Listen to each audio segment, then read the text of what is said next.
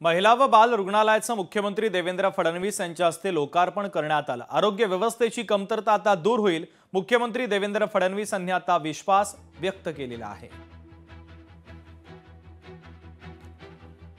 तर मुख्यमंत्री देवेंद्र फडणवीस यांच्या हस्ते महिला व बाल रुग्णालयाचं लोकार्पण पार पडलेलं आहे। आरोग्य व्यवस्थेची कमतरता आता दूर होईल असं महत्त्वाचं विधान मुख्यमंत्र्यांनी केलं आहे। कुठल्याही खासगी हॉस्पिटलपेक्षाही चांगलं इन्फ्रास्ट्रक्चर या ठिकाणी आपण तयार केलेलं आहे।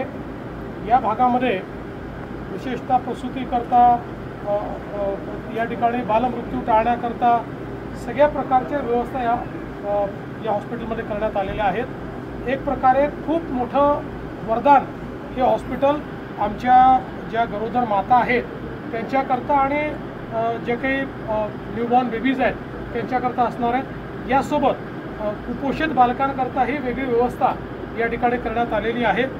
चांगली आरोग्यदायी सेवा ही गडचिरोलीकरांना मिळावी, विशेषतः ती अहेरी आणि सिरोंचासारख्या भागात मिळावी, याकरता एक महत्त्वाचं पाऊल आपण उचललं।